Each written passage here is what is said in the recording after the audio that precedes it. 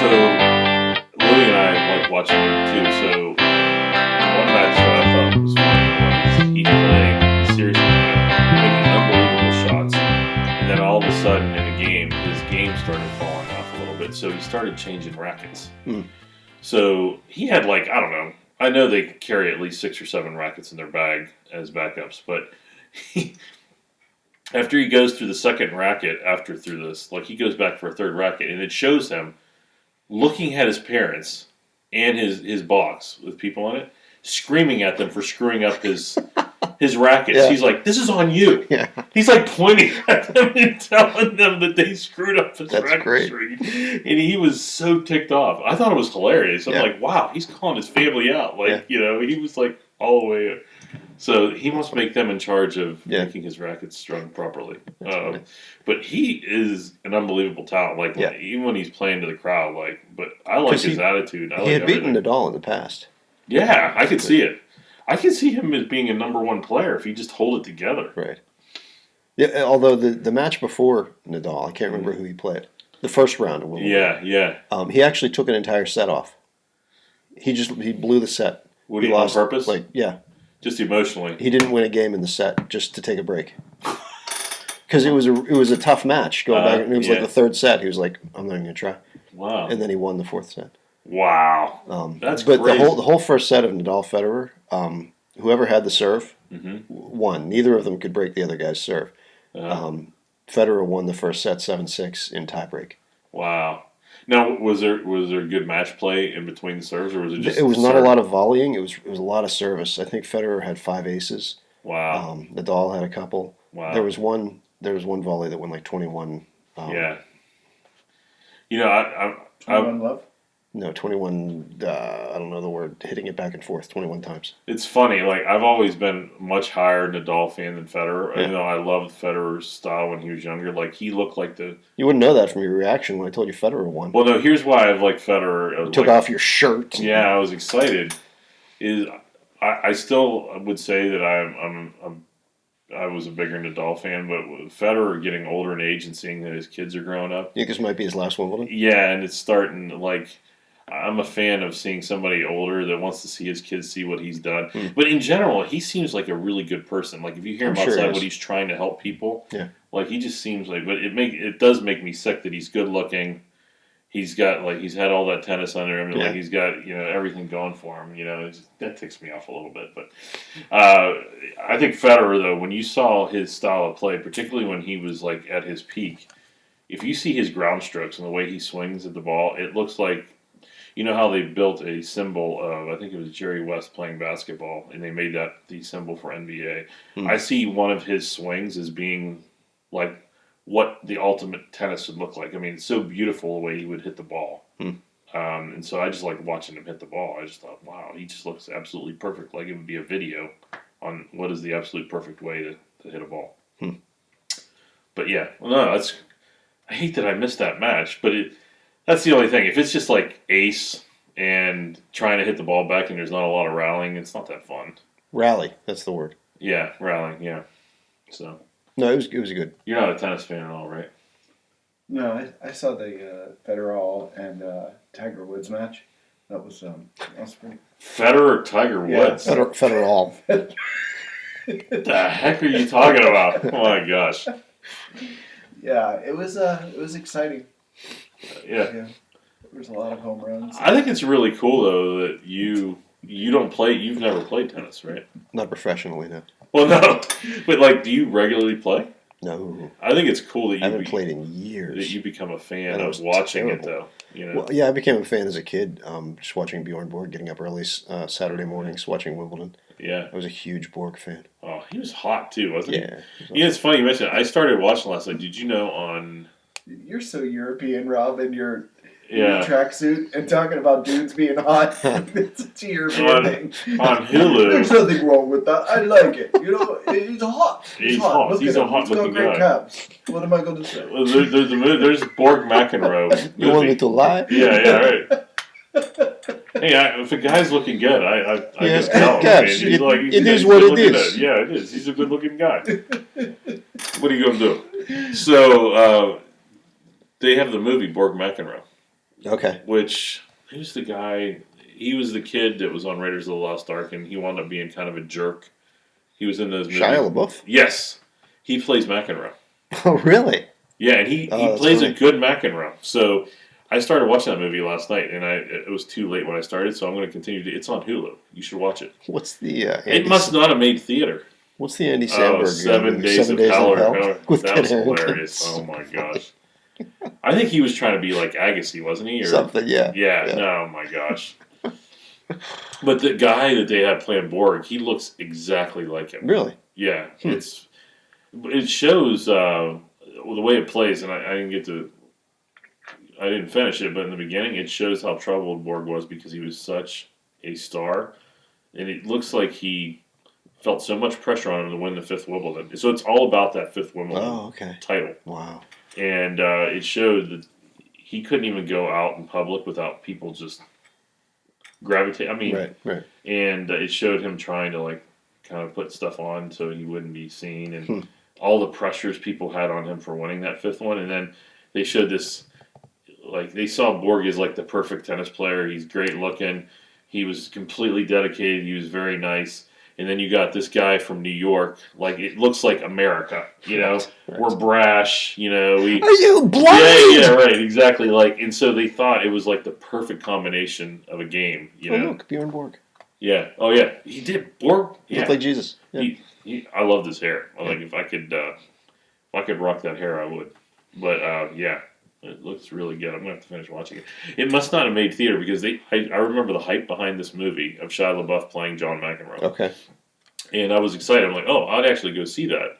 And I was just looking for something to do last night, and I was going through Hulu movies, and it popped up. I was Really? like, wow! It must have went straight to video. Wow. Yeah, it must not have hit the theaters at all. So.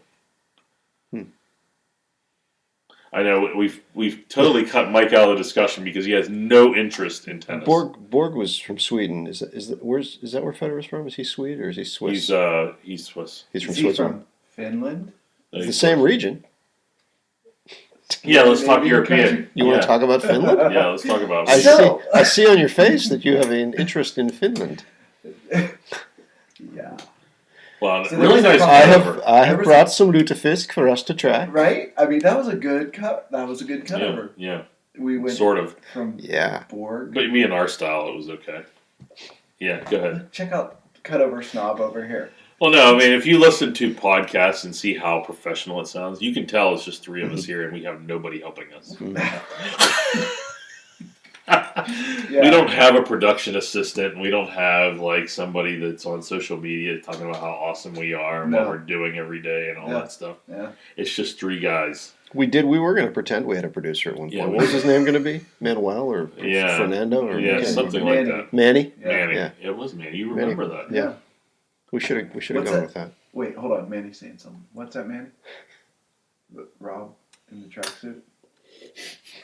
Yes, we all agree Rob looks like a Russian mobster. Let's see. Before we get into the film, do you remember? Did you ever watch Morning Latte? It was a Saturday Night Live skit with Chris Farley, and it had Will Ferrell and Sherry O'Terry as acting like Regis and Kathy Lee, even though they didn't say they were Regis and Kathy Lee. Yes. And he was Gelman. He was like the Gelman type of the producer, and so she's overly bubbly the continuous time, and she tries to make any little thing like a big deal and like exciting and everything, and you can tell Will gets a little mildly annoyed, even though he plays along with it. You know, it's like there's that dynamic. And Will Ferrell plays this producer, like I guess Gelman on Regis and Kathy Lee. He would be the one with the headset. He's supposed to be producing the show, but they'd always pull him into the show. Yeah. They'd show him back behind the camera and they'd ask him questions. Yeah. And so Will Ferrell Chris Farley plays that type. Yeah. So I'm not going to be able to get away with the best comment I've ever heard in my life that on a skit. I thought it was hilarious, but he's told them like he saw. They were talking about the movie Men in Black, and the story was she went to go see the movie Men in Black, but she was so dumb to realize that movie was been out like for so long it's already on video. So when they went to the theater to see it, it wasn't there, right? So the Gelman type, who's Chris Farley, mentions that he saw Will Smith over the weekend. You know, that same weekend that she was trying to go see the show. He was in Men in Black. and she glossed over it, and she was talking about other stuff. And he pops in right at the end, and he's told him another time. So he just pops in, and he brought her, since she didn't get to see the movie, he bought her the video. At the time, it was a VHS cassette, right? Uh-huh. He has it in a little gift bag, and he's behind her, and he's like, he gives her to open it, and she pulls it out. She's like, "Oh my gosh, it's the movie I watched, Men in Black." Is it what? He goes, "Yeah, I got it specially delivered from Will Smith." And she goes, "When did you see Will Smith? When did you see him?" And he said, and he forgot he was on camera. He said, "I said over the weekend, you stupid B word," And they all just freaked out because it's on camera, and he's like, "Just kidding," It was one of the funniest. It was hilarious. His delivery was the best. Yeah, it was good. Well, anyway, sorry. So Finland. What's going on with Finland? Yeah. Really, Finland? You guys don't know there was a heavy metal knitting show. Yes, I heard of this. Yeah. It was a competition. Right? It was a competition. Oh, it was actually a competition. Where they had bands from the U.S. and Japan, and obviously Finland. I saw the headline, and I thought it was like heavy metal was being played while women were knitting, but that's not the case. No, right? They'd run up on stage and they'd dance and they would knit. Like the band members. The band members and people from associated. But like the lead singer would be and knitting while he's doing that. And it was a competition. Is it because Finland's big on knitting their own clothes like sweaters and stuff? Maybe. I mean, it's just so because it's a cold area. Right? Sure. I don't know. Yeah. So they take knitting seriously. Why would you? That is the silliest thing I've ever even thought of. What kind of people are in the audience? Like grandmas from the 70s? No, it was like metal, I think they're trying to make knitting cool. Wow, that's really a stretch. I think they're just trying to get people to talk about Finland. Probably. Which we've talked about on this show before. Yeah, we have. We've talked about Finland. I think we've had a Finland listener because of that. Really? I'm pretty sure we did, yeah. A Finnish? Finish. And they finished after one episode. They finished listening. They finished after the first 5 minutes. Yeah. I can't remember why Finland came up before. It was in our first season. Huh. I honestly don't recall talking about. Oh, I think we were talking about eating, what was the foulest food? That was it. When we were talking about your cookies. That was like the second episode or something. Yeah, it was like what's the foulest food you could possibly put in the cookie? The thing that they have to eat outside. Yeah, that was because it smells. It smells so bad, and the whole neighborhood has to. And we talked about we should try that on the show. Yeah, we did. You're right. So let's do it in. We talked recently about doing another game episode. You were supposed to come up with a game at some point. I know. I will. Okay. Yeah. Someday. That was our staple for for there. Maybe it'll involve heavy metal and knitting. All right. I'm sure it'll suck. Thanks, Rob. Thanks. They tend to. Yeah. No, Lee, I think they're fantastic. I know you do. They're a lot of fun. Yeah. Yeah. No, I gotta say, no. One of the best game shows we had was from you, and it was that one where you had your whole family involved. And you did the music one. The music one? That was good. That was really good. In fact, that was a lot of work. Do you? Yeah. That was a lot of work. I can tell you did a lot of work. Let's do another version of that. Okay. Yeah, you put a lot of work behind that. As a matter of fact, I have it. No, I'm kidding. Yeah. Oh well. No, that would have been a great tie-in with the Finnish Music Festival. Yeah, you see if we would have had a producer, somebody that could have organized it. You are dropping the ball. Yeah, yeah. Or what are you doing? Any sort of planning ever going on? Yeah, it would have been fantastic. Wow. Yeah. So I want to understand, how did you guys, because Lee acknowledged, how did you find out there was a heavy metal knitting festival? Like, what do you look at that picks up stuff like that? Flipboard. Yeah, but you have to select in Flipboard what you're like. What is the site you're picking?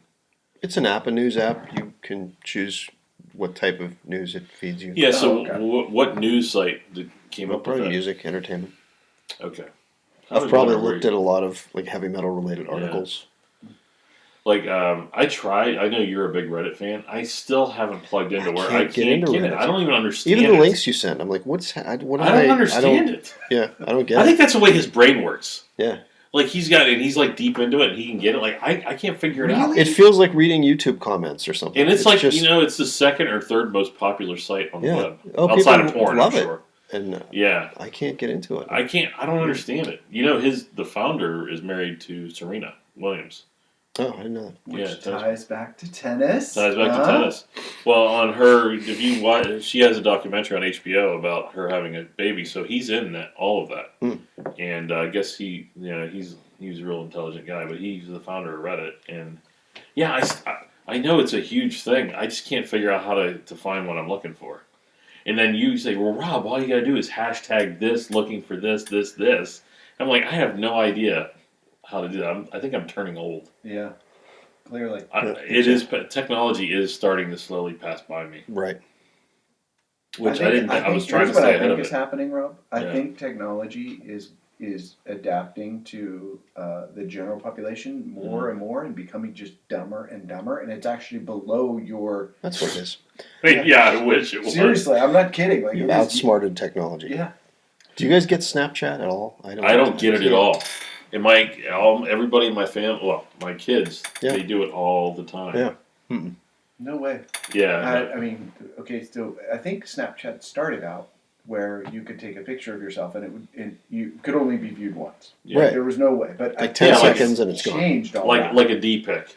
You could do a D-pic. Yeah, but I think all that... You could send a But D-pic out it's to like somebody. the default way for the youth to communicate. The youths. It is. The youths. Yeah, that's how the youths talk. Yeah. Like you text them and they don't even text anymore, really. They don't email at all. I know. There was a comedian that I can't remember his name, but there's some truth to what he said was, when we got into starting to use in text so you could be quicker, you could purposely misspell words and make them sound the same so you don't have to type as many words. The letter U instead of typing out YOU. Exactly. So you become, everything you say becomes the title of a Prince song. Yes, exactly. Yes. Exactly. And then it started heading to, well, I don't even need to use letters. I can use emoticons to express my feelings. And you're not allowed to punctuate, apparently. I send my son a text and end it with a period, and he's like, why are you mad? I'm not mad. Because you're putting in the end in. Yeah. Wow. It's how people write. Yeah, exactly. I answered him one time just saying concept. okay. I answered him with the letter K. I'm like, hey, I'm going to be cool. I'm going to send K. He's like, that's really rude. Really? Because you didn't You say K when you're pissed at somebody. Wow, I use that all the time. Okay. Yeah. Wow. Okay. But the guy said that we've actually devolved language to where we're going back to hieroglyphics. Right. Yes. That's what emoticons are, huh? Yeah, right. So it's like we're going full circle. Well, they're almost necessary because you can't tell the tone of a text or an email. Right. Someone could be sarcastic and it comes across as anger. Yeah. So if you put a little picture, it's like, I'm not mad at you. Yeah, my wife does that all the time. Yeah. You know what? You gotta really, really be offensive to someone is if they're trying to have a text conversation with you, back and forth, rather than responding with, some response to their question or their discussion, you just keep sending pictures of irrelevant things that don't even apply. Like moving GIFs and send me a platypus. A platypus, We have sent a platypus to each other in one time or matter. Oh, yeah? Over some reason. Yeah. Yes. I can't remember why. It was our Shield Wall group. I can't remember. But that's definitely a way to be rude. By sending random crap? Yeah. I've come to really like the little GIFs you can send, though. So I do too. Yeah. I love the search feature. The search is Gliffy and all that. But I mean, let's say I were to text you guys and say, "Hey, do you guys want to meet for dinner over the weekend?" And you, rather than reply, yes, no, whatever, or whatever, you just send me pictures of weird stuff. And I'm like, oh, that would be annoying. Woody from Toy Story. Someone's poisoned the water hole. Exactly. That would actually happen. Is he telling me to poison him or what? There's a snake in my boot. Do you remember? Actually, that's how when we had our men's group. That's how we officially got somebody jumping off of our group because we sent too many of those things back and forth to each other. You remember? Yes. Yeah, he's like, can you? He's like, can you stop? Pull me can you remove me from this? Yeah, group? because we were doing that. Do you remember that? That was when I first joined, but yeah, I remember. Yeah. One thing I never realized was why some people wouldn't answer was they didn't take the time to actually affiliate the phone number to the name. Yeah. So some people were afraid to respond because they didn't know who was saying it. I hate being included in group text like this. When someone just chooses to include you in a group text like that, and then other people are replying, and it's just phone numbers. Yeah, I hate that. Yeah, because you don't know who it is, and I think that's a lot what was happening to us. Probably some of the folks on there didn't have it, and that's why I think you were one of them. You didn't have everybody's name associated to a number yet, right? It's all taken care of now. Is it? Yeah. Lee Church. Yeah. Oh, is that how you have him? Do you have another Lee friend? No. Well, why did you have to put church? He doesn't want anybody thinking that I'm a real friend. Yeah. This is Lee from church. You put church. Rob Work. Yeah, right. Yeah, that's probably what he does. Name, yeah, you're right. Oh, you know Mike Work? No, I just meant I work. Parentheses. Oh, okay. Yeah. Rob Boss. Yeah. Have to answer the phone. Acquaintance. Right? Yeah. That's funny though. Like people do put things like that on there to affiliate people, or to so they might get so many phone calls. They want to be notified differently for people they really need to answer. Mm-hmm. For my wife, I have the nuclear alarm associated to dread. That's getting the call in. This is like Chernobyl events not ready to happen, right? Oh, gotta go. It's the light. That would actually be a good one for that. So anyway, what the heck? Heavy metal knitting? Yeah. So where? Good. Well, I was wondering, yeah, heavy metal. Who uses that term? I mean, I remember back in 7th, 8th grade talking about heavy metal. I think I even had a headband. Yeah. I think I know. Well, where that's that funny. comes from. Where? Well, I just thought of it. Well, I wouldn't say philosophically, where you're taking root to where. So it used to be hard rock. Oh, okay. So now heavy. Oh, you take it a step further. It's taking it for a It's step not further. hard. It's heavy. It's not a rock. It's metal. Metal. So I think it's. I was always thinking of it as in a chemical way, heavy metals are toxic, right? Usually. Oh yeah, right. It could be that too. But I think that it's just a evolution of the music. Yeah. I told you I read the headline. No, it was on the Post Gazette or the Trib, one of those. The heavy metal knitting. The heavy metal knitting thing, and they called it Pearl Jam, PURL, which is a knitting term. Okay. And I thought that's pretty funny. People misuse the term heavy metal and apply it to hard rock because there's no facet of reality where Pearl Jam is heavy metal. No way. No. In any way. I wouldn't even say anymore that it's hard rock. Sort of clever-ish doing that, but it's wildly inaccurate. Mm-hmm. And people refer to Poison as heavy metal. No, that's hair metal. That's glam rock. Yeah, glam rock or hair metal. So what puts you in the category of heavy metal? Is going to be like your Priest, your Maiden, your Metallica. And what puts them in that category? What do they do? What is their qualities that make that?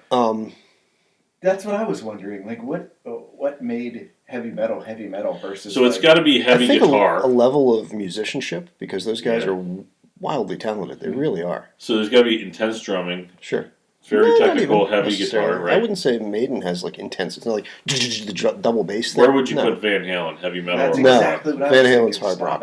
Huh? Van Halen's hard rock. That's exactly what I was thinking because we had a great guitarist, very good drummer. Yeah, but they weren't heavy metal. They're not heavy metal. No. Subject matter, I think, probably comes into it. Van Halen was like a party band. Yes. Yeah.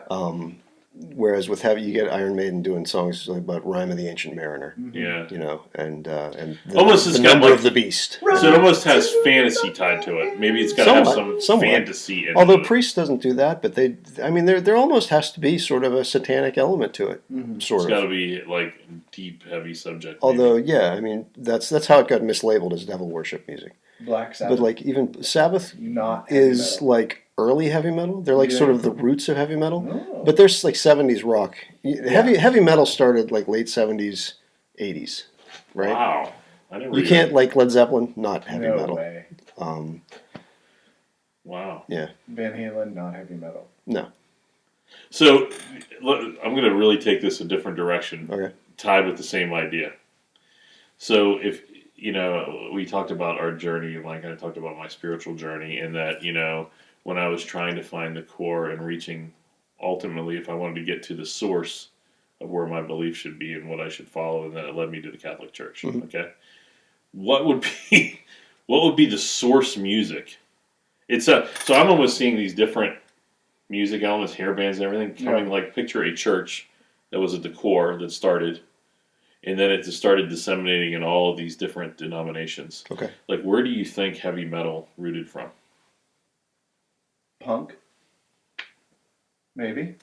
Punk Yeah, in the some 70s, sort of like some meeting Johnny of Rotten punk and hard rock. Yeah, I wonder what it led from. So you think it was somebody decided, you know what, we're going to talk about dark stuff, right? Mm-hmm. So I wonder where the dark elements came from. Like, was there something before somebody decided that they had to start doing that? Black Sabbath started feeding that into the and I wonder what they culture. listened to. Like, I wonder what Ozzy was listening to that made him, like, as a kid, the influence Beatles, him. the Stones. That's probably. what's funny. So it's probably like the Rolling Stones. Yeah. So when the Beatles had some dark fantasy elements in some of their stuff. And so, like, Rolling Stones had "Sympathy for the Devil," which was which was a brilliant kind of song. it was just like so. You think maybe Painted it came Black. from, Did you ever hear the Wasp cover of Painted Black? No. It's not bad.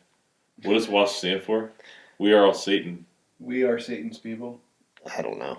KISS, they said, stood for Knights in Satan's Service. That's all BS. Yeah. I had a neighbor. I was really close to my dad's best friend. Lived next door to him, and I was really close to him. He taught me a lot when I was younger. He's a guy that kind of he would treat you like an adult even though you're a kid. So he let me go downstairs and sip on his wine that he made and stuff like that. So I felt like I was a big guy, but he was always really funny. But his wife was a very fundamentalist Christian. She went to a church that believed heavily into the rapture and heavily into, the money system was going to eventually turn in, like UPC symbols actually had the number of the beast, and eventually we'd have it on our right hand and on our forehead and all that sort of stuff. So she had a book that I found fascinating, which it basically broke down every rock band and how they have a Satan tie into it and like where it came from. Like I would even love Journey. to see that book. I know, I'm going to have to find that book. And I read that. The beetle on the cover. Yeah. So didn't they always have a beetle? Or Yeah, something? Beetle spaceship, yeah. That's funny you mentioned that. So they even tied Journey because of the scarab beetle. Oh, it was the scarab. To an Is that the Egyptian. reason? Yeah, to the Egypt that they had a tie-in. They had Stevie Nicks because she said Sure, she would do very witchy. She did a witch's signal, like she do I love Stevie Nicks. I love Fleetwood Mac. Yeah. So they mentioned that. They mentioned Fleetwood Mac. What was some of the other bands that was shocked? Jethro Tull. No. The flute. Who's the one? He made the flute cool. The cowbell. Blue Oyster Cult. Blue Oyster Cult was Cult big on is there. in their name. Yeah. Sure. They had an explanation. Like there was this underlying thing that they were all wanting to influence. Led Zeppelin. Houses of the Wolves. Zeppelin was definitely in there. Yeah. Sure. Stairway to Heaven was in that. Yeah. So and the symbolism of Stairway to Heaven, that the picture where it shows the guy holding the lantern and it's like literally he's at the top of the stairway and there's symbolism in the lantern. There's like these symbols that are crossed in there. Did you ever play Stairway to Heaven backwards? No. My sweet Satan. Oh yeah, there's nothing there, right? No, it's there. You can hear it. What is it? My sweet Satan. Oh, it does do that. He does that on purpose. No, you couldn't. There's no such thing as backward masking. No. Well, the only one that the only way you can do backward masking is to record it forward and then play it backwards. So at the end of Strawberry Fields, it's not masked. Did they say Paul is dead? I buried Paul. Okay, and it's very clear. Yeah. And what was it supposed to mean? Like Iron Maiden on which album was it? Peace of Mind, I think. There's a part that goes which they just played it backwards. So you play the record backwards and it says, "Don't mess with things you don't understand." Ooh, that's creepy. Yeah. Wow. What about the Def Leppard does that in Rock of Ages? What is that one? Oh. You know which one I'm talking about? Good living loud and loud. Wasn't that backwards or no? That's that German was like or something. Yeah. Oh, was that German? That wasn't backwards. I got something to say. Yeah. Def Leppard was hard rock until they did Pour Some Sugar on Me. And then they just that became album pop. was like one of my favorites. Hysteria? Oh, yeah. It wasn't a terrible album, but that song was just awful. The whole, they were good. Just awful. That was their cherry pie. Yeah. I was totally bummed when the Not that Warrant was ever good. I was a big drummer fan. I was totally bummed when he lost his arm because I thought he was and he still was amazing because he only had one arm. It's amazing that he remained there. Yeah, but I liked his drumming before that. Like I loved his style, like just the way he's just cool. Huh. How ironic for somebody like that his livelihood lost his arm. and then he lost his arm. I think it was in a car accident. And then persevered and continued. Yeah, I mean that's an amazing story. figured out how to use his feet. Yeah. To do that. Oh, and they got him like electronic pads too, right? Yeah, exactly. So he can double things and everything. That would still be really hard. Really hard. Like drumming in general is just impossible to Really? me. Yeah. I have no rhythm as far as that goes. I can't drum. Well, So people that can drum and sing amaze me. Phil Collins, who I don't care for musically, but very good drummer. Wow. Yeah. Nice disclaimer. Yeah. It's funny you mentioned that because the one thing that I've struggled with drumming, because I've tried to understand how they've done it. Like, so I was reading people that were learning how to drum in the preliminary stage and how they do it. And what I was trying to figure out, and it was funny, there was a huge argument between good drummers about what the right way to do it. I wanted to know is, do they learn to independently keep beats with their legs and their hands, and they keep those beats like that, or do they look at all four of their hands as a continuation of a beat and they just know? Oh, okay. Like, I was getting into that sense. deep thing, Yeah. right? And there was a huge argument about that between good drummers. Like, some people do that. They learn how to independently do things with their hands and do the different beat with this one. Like, there's a practice for that. But other people said, no, you have to think of it as a flow, and you're using your hands and your feet as a continuation of a beat. I don't think there can be a right answer to that. Yeah. That was pretty crazy. The drummer is. Yeah, but there was an argument about what way is better, makes you a better drummer. Okay. Learning that one thing. I mean, I can't even imagine your brain being able to keep a beat with one hand and then thinking of your foot being on a different. And just keeping the tempo. Yeah. Through a whole song. Right. Yeah. That's the stuff I do at work when you think I'm actually working on stuff. And you're like, oh, Rob, I'm sorry, are you busy? Yeah. I'm like, well, I've almost figured out this drummer thing until you came in. Thanks, Mike. I have to start over. I have a new project for you, Mike. Hold on. Yeah. So Billy Squier would totally be hard rock. Not hard. Billy Squier's rock. Yeah, he's it's like Journey hard music. rock, Yeah. pop. Yeah, you know, rock. yeah. Yeah, that's true. Yeah. I mean, it's on the harder end of things. Yeah. Billy Squier? Harder? I don't know. No, as far as like if you're looking at like Billy Squier or Richard Marx, Yeah. you know, you could Oh my gosh. you could argue that some of Richard Marx stuff is rock, but it's nowhere near being hard. Billy Squier is a little closer to the hard rock All right. end. Yeah. I can see that. Yeah. Oh my gosh. Richard Marx. Same era, really. Yeah, right. Yeah. It is. It is the same one. What about Whitesnake? Well, you know, there's a lot of. I think did we talk about this already? There's a lot of like incest between some bands, and Whitesnake's one of them. There's a lot of Deep Purple, Ritchie Blackmore's Rainbow. There's like a Yeah. there are a Well, number of bands that guys just cycled through those bands. off the show, we talked about. I told you about there was a top 25 list of best drummers of all time in the rock era. That's what we were talking about. Though. Where were we talking? Was that in your kitchen? It was outside on the deck. That was outside. Yeah, that's right. We weren't recording. That lame party when I was trying to have you guys hang out, and you're like, "Oh, I kind of gotta go see my wife. I mean, I guess I can have another half a beer, but I gotta go. I have no penis. I'm sorry. I gotta go. It was Oh like my gosh! 11 o'clock at Oh my night when gosh. we left. We were here for like 12 hours. Oh my gosh, Amy's calling. I gotta go home. You realize what's gonna happen to my penis if I don't get home? She keeps it in the drawer. I have to use it to pee. We are recording this, you're aware. No. Well, it's nothing inappropriate. I'm talking about body parts. Sure. Yeah, but no, like I was talking to my wife about how lame it was when we got together. Like it seemed like everybody felt like they had a different schedule they had to run. I thought it was fun. Yeah, I felt like you guys were rushed. We recorded an episode. We ate pizza. And I had to get home. And it was like 11 o'clock at night when we it left. just showed that we were old. We're getting old. I'm pretty sure I had to work the next day, as I recall. I don't think And so. I have a That was a 45-minute Friday. drive home. See, that's what I'm too. saying. That was, Yeah, but we didn't think about that stuff when we were in college. but that was. Do I stay up till 3 that- and have a meeting No, at I 8 would've o'clock? crashed on your couch. That Yeah, right. That's what I'm saying. We've gotten old. You're thinking about how lame it was. That was Yeah. the most time I've spent away from home in like years, probably. Yeah, but you notice you didn't say that was one of the best times I've ever No, had. I said I away had from fun. home. You didn't hear me say I but had fun. No, but You're it's- like, I was telling Alex how lame it was. Yeah, no. I had Well, no, fun. it's like when you say Sorry. fun. When you say I had fun, that's Yeah. like putting the period on the end of a sentence in a text. Is it? Yeah. Is it? No, that's like when someone tells a joke and you're like, that was funny. Yeah, yeah, right, yeah, right, yeah. You don't say it was yeah, funny. If you exactly. say That's it the was way funny, it was it wasn't funny. funny. Yeah, That's the way exactly. you say it. That's Because the way you say it. That Yeah. was funny.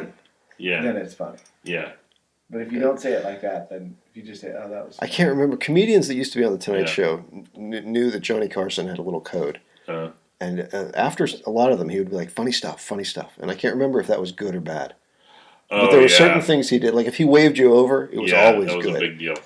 But if he said certain things, it meant that he didn't really care for it. I thought Rodney. There's a lot of ones on Rodney Dangerfield and him being and getting Johnny Carson in stitches where he can't even talk, and they're hilarious. Because Rodney was so fast on he was self-deprecating and they were so funny. Like he talked about like his wife or how ugly he was, and it was that Joe Pesci Rodney Dangerfield scene in what was that movie? Goodfellas? No. They were together in a movie. Pesci and Dangerfield. Yeah, it was where the kid was getting married. They had to go get the cake. Come on. I have no. It's really. I know which one you're talking about. Easy Money. Easy Money. Joe Pesci that movie was hilarious. I didn't know he was. He was the daughter's boyfriend. He's the one that was marrying. I didn't realize it. He was marrying his daughter. Either that or the father-in-law or something. No, I think he was married. No, it was Rodney Dangerfield's friend. Was it? Oh, yeah, it was. He was in that. I forgot. Easy Yeah. Money is a funny movie. Did you see? Did you ever watch Jersey Boys? The musical Jersey Boys? No. Oh, it's really good. It's really good. It's Remember, about. he likes Richard Marx. So what's just stay cool about it, all right? What's the band that it's about Jersey Boys? The Yes. Baby. Yeah. Who is that? Frankie Valli? Is that Frankie Valli? Or Neil Sedaka? No, it's not Neil Sedaka. Joe Pesci was like a hanger-on of that band. He was like a friend of theirs that was like on. For real? Yeah. Oh wow. And he like wanted to be involved with them, but they like pushed him off to the side. Did they really? Yeah. Oh my gosh. Yeah. Joe Pesci's hilarious, dude. Yeah. Wow, I forgot he was in that movie. I love Jersey Boys. Clint Eastwood directed the movie. What are you come making fun of me for? Clint Eastwood directed the Jersey Boys movie? Yeah. Oh, it was a movie? I thought it was. Well, it was a musical. It's a musical, but they made it into. Was the movie good? How many musicals do you go see? I enjoyed it. I don't go see any musicals. Did you see that musical? No, I saw the movie. Oh, well, just the same. We've had CLO tickets before. We've had season tickets before to the CLO, but it's been a long time. Mm-hmm. Well, I don't think they do musicals at CLO, right? Sure they do. Oh, do they? Uh-huh. I thought it was just an orchestra. I saw Annie there, Man of La Mancha, The Secret Garden. Wow, you've seen a lot of musicals lately. Yes. Oh, that's good. Well, we've had season tickets to the CLO. That'll happen there. Isn't that what you have? Your wife and daughter has, or is that different? No, I think that's different. That's at Heinz Hall. I think. CLO's Heinz Hall. Wait, what is CLO? I used to have Heinz Hall season tickets, but that was all orchestra. It was nothing but orchestra. Carnegie Music Center. It was at Heinz Hall. I don't know. So we've all had a branch of doing that, culturally speaking. Yeah, I went to see Charlie and the Chocolate Factory. That's right. So you were on the Broadway series. Yes, the Broadway series. Yeah. And I think, I don't know. I don't have a lot of culture. But you're just officially. It was Frankie Valli and the Four Seasons. Yeah, it was Frankie Valli. Yeah. Somebody had to talk about how terrible those songs were and how terrible his voice was. I can't remember. It was hilarious. They went into that whole thing where somebody raises their "I can't stop," like how annoying that was. It was. Oh no, I know what it was. It was going along the lines again at work. Top 25 most annoying songs like somebody had in time, and so one of them was the Frankie Valli, the Sherry Baby song. Why would you go to that level? Like, why do people think that's just annoying? Talk like a man. Wait a minute. Yeah. Can you see the irony here? That? Yeah. Okay. What was your most annoying song? Wait a minute. So I've got top 10 here. Yeah. Ever? I don't know. By the way, just in case anybody's listening from work, I don't do these things at work. I just want to make that clear. It's just funny. Call Me Maybe by Carly. Yes, that was on Jepsen. There. Yep. I don't hate that song. Friday. I hated that song. Oh, that Friday song is stupid. By Rebecca Black. Yeah. You like the Call Me Maybe song? I have no issue with it. How about The Final Countdown by Europe? Yeah, Europa. That's fine. It's the final countdown. Yeah. Yeah. Blue Da Be Dee. Oh, I hated that song. I'm blue, baba lee baba that loo. song. The Macarena. The Barbie song I couldn't stand either. Barbie girl. I'm a Barbie girl. I couldn't stand. Many of these have been covered by Leo. Oh, really? Maggioli, I can't remember his name. Bop was one of my. I hated the most. Bop, I hated that. Yeah. Wannabe. Doobie-doo. No, yeah. What was it? Wannabe by Spice Girls. And then finally, All About That Bass. Oh, I can't stand Meghan Trainor. She's the worst. She's the worst. All of her songs are just all about how wonderful she is. Have you? Oh, it's like this female empowerment thing. I always feel like she's like, I'm sort of pudgy. If I was you, I would want to be me too. Shut up! Shut up! Shut up! Shut up! Yeah. Oh. The worst. Wait a minute, the way you said that makes it sound like if I were you. If I were you, I'd want to be me too. Yeah. You're talking about how wonderful she is. Okay. Yeah, I can't stand stuff like that.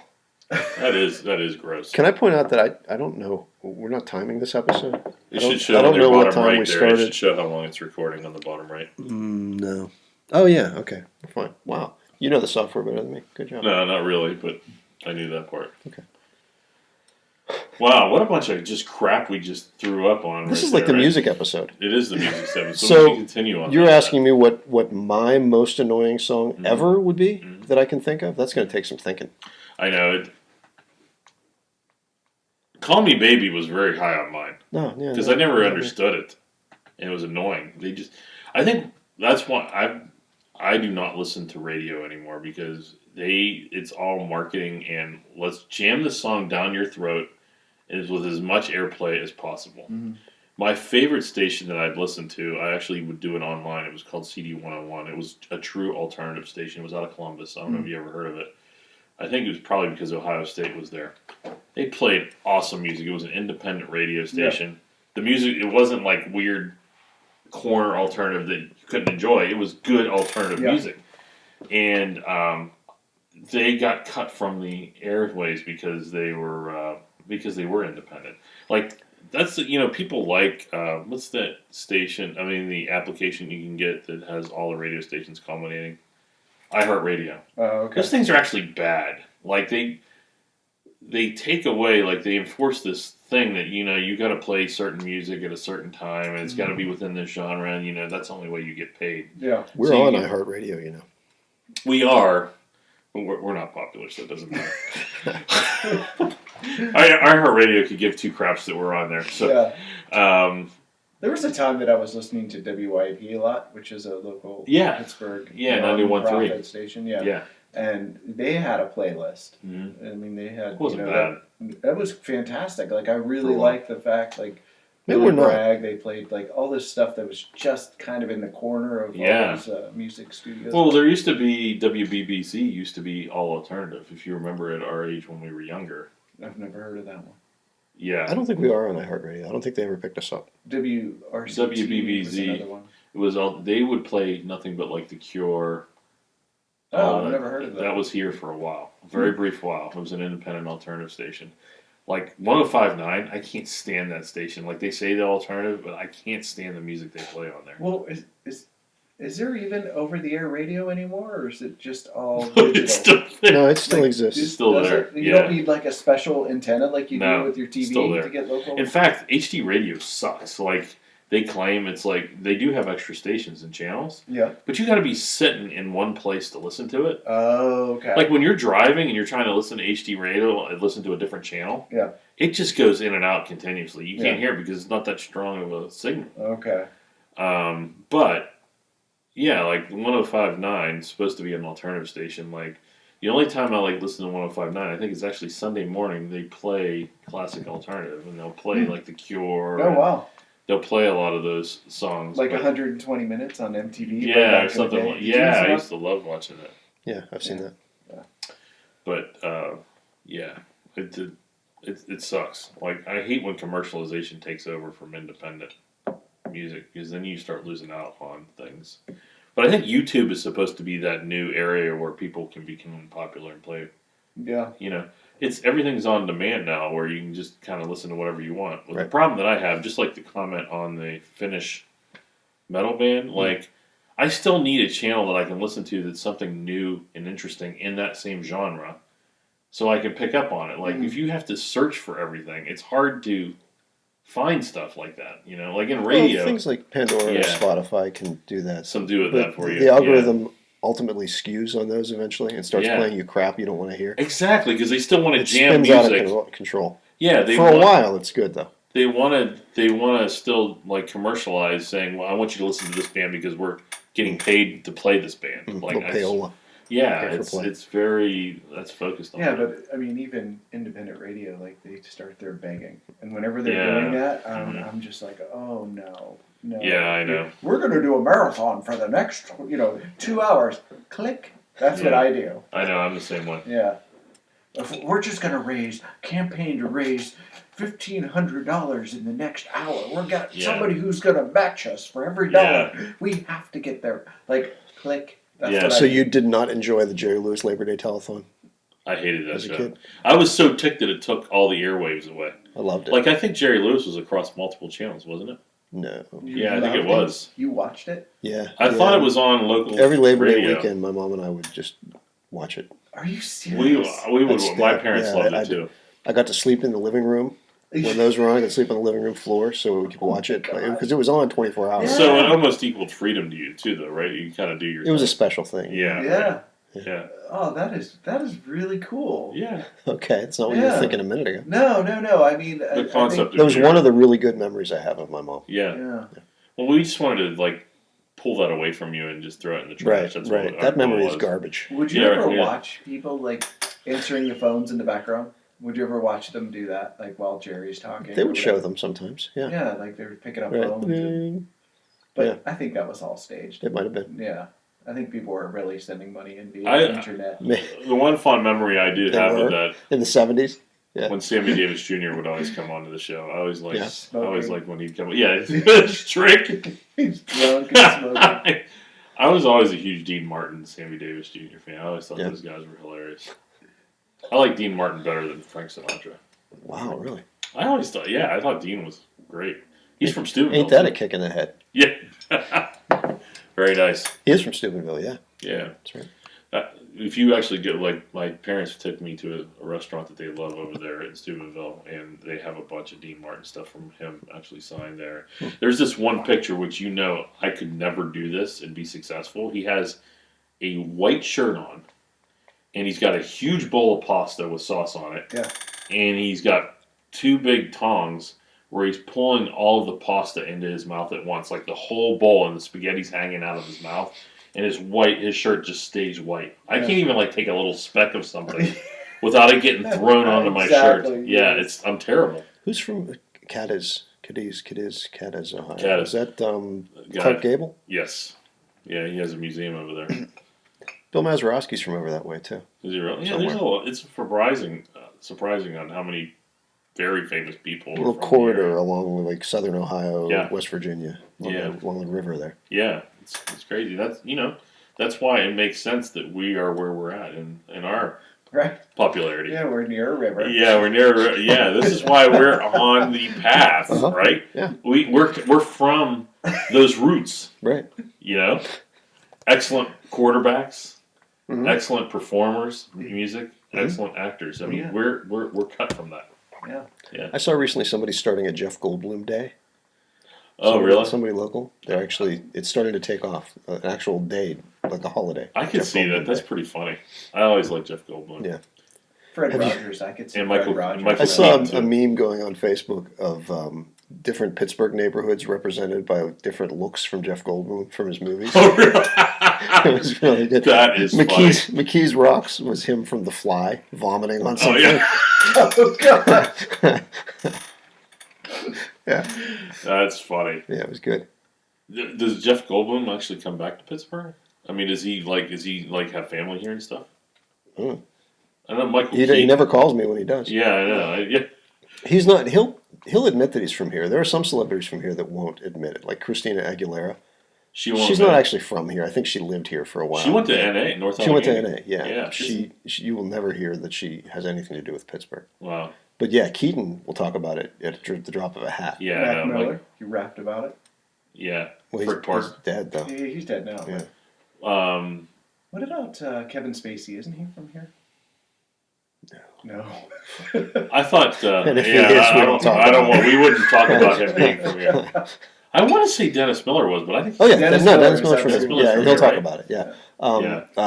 Who's that other late night guy? Seth. Seth Meyers is from Pittsburgh. His family is. Yeah. Oh, I do remember him talking about that. He'll talk about it a lot.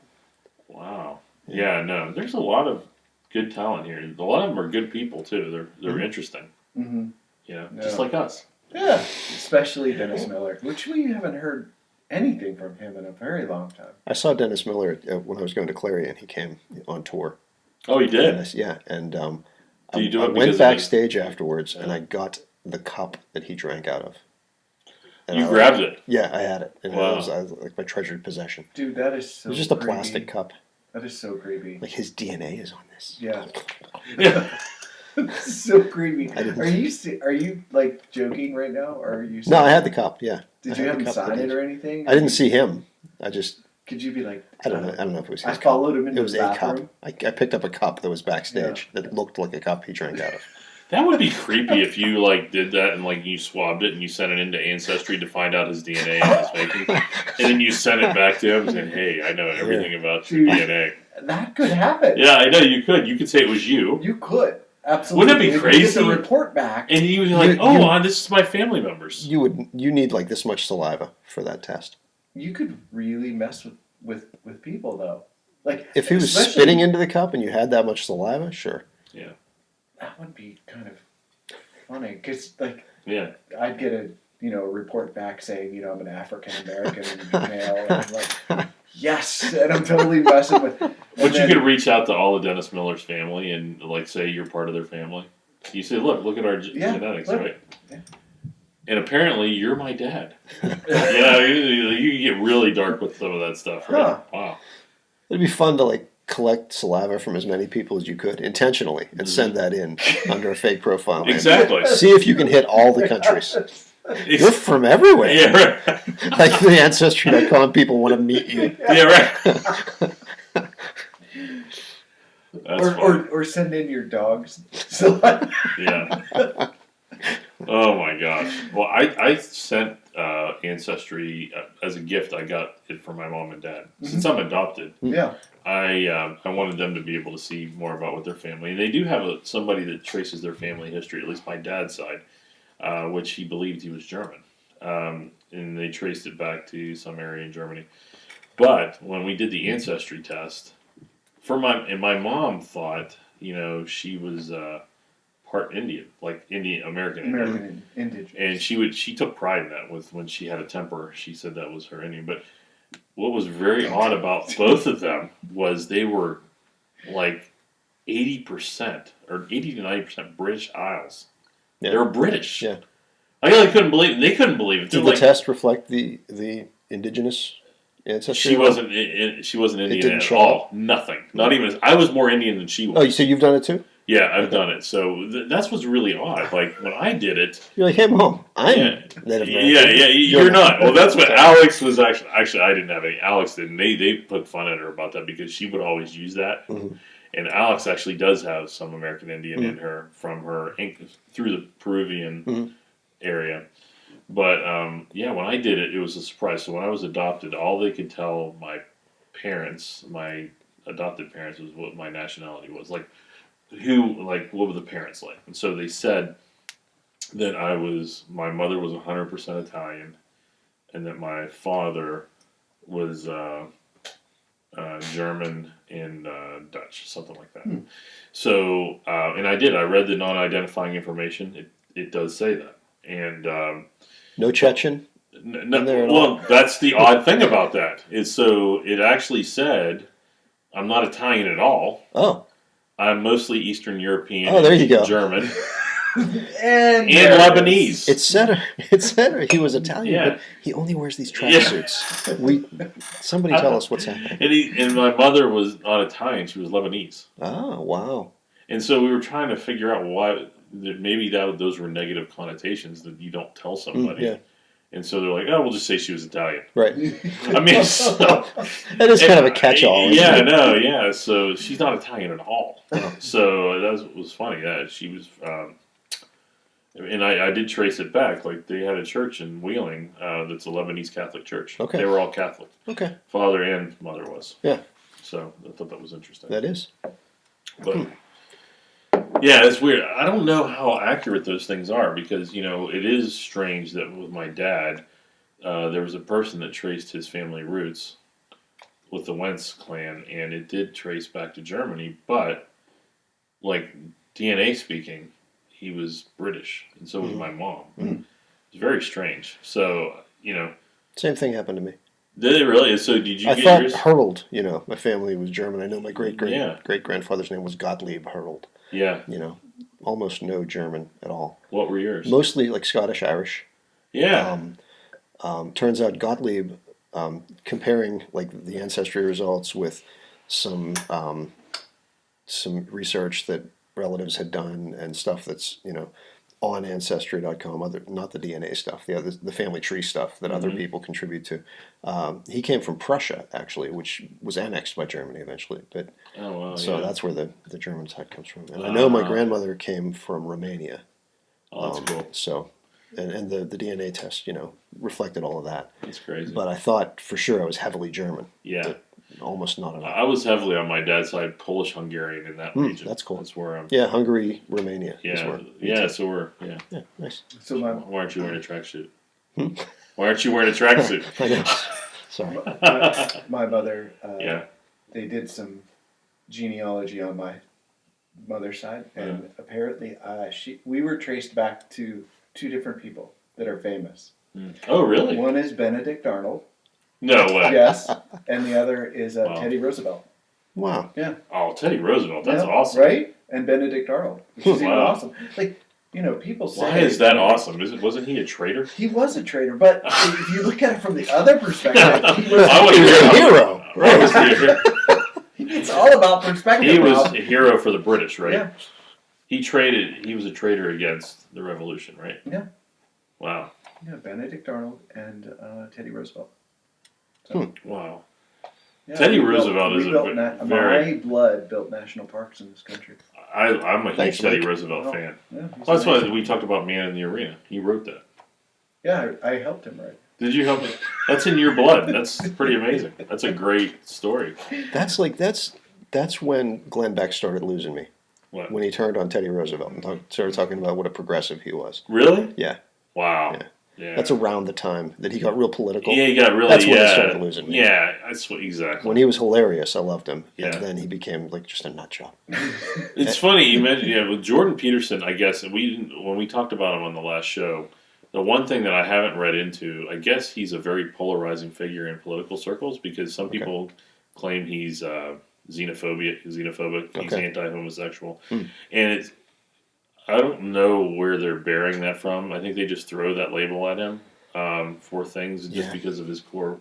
Like he has this belief system on how you become a better person.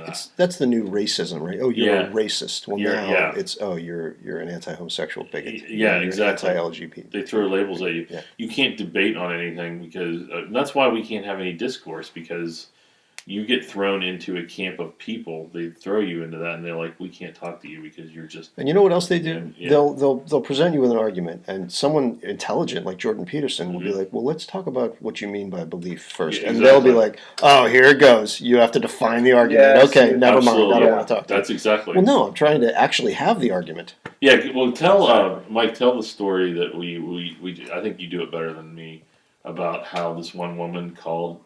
It was a debate he was in. And what she labeled herself as, and how he got.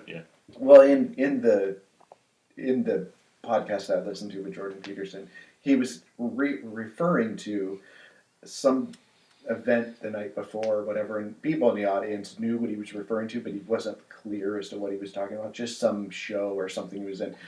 But I guess he got some negative feedback from this lady who's like. Claims to be the queen of Twitter or something like that. But anyway, being the queen of Twitter, the other thing she claimed herself to be was a Marxist Christian. Oh. Okay, that works. And he's like, there's only two ways that could happen. One, you're talking about the Marx Brothers. Yeah. One is you don't understand anything about Marxism or Christianity. Yeah. And the other is just no. Yeah. Then his delivery was amazing. But, people just throw these things out and they don't have any depth. I think that's the problem with the information age. Things that are our fingertips so quickly that there's no time. Like there's no time for me to research this. I'm going to go to the library or grab books and thought about any topic that I want to do, and I'm going to immerse myself. Right now, you can just say, I want to figure out how to do this. You type in a couple words, and it's like 15 minutes. You type it out, and you play it out, but it's not ingrained in the system. You have the periphery of what the statements are. So they take these statements, and then they're like, I'm going to affiliate myself with that. I'm going to run with it. So she probably heard some things about Marx. Karl Marx is interesting. You're like, I'm going to follow along with that. Not having depth of knowledge and understanding what that point is. That's the problem with the public discourse now. Yeah. People don't have any familiarity with the depth of any of these things. And they just claim and they label themselves, and they label you, based off of very high level, limited information. I read the desk cover on one of his books. Yeah. And he was for the worker. I'm for the worker. Yeah. I'm a Marxist. I'm a Marxist. Yeah, exactly. I'm a worker. Anyway. That's pretty good. Yeah. It was supposed to be the music show. Okay. Are we done? Are we done? Okay. Really? Was that an hour? Yeah. Oh, fantastic. An hour and a minute. Jeez. Sorry for wasting everyone's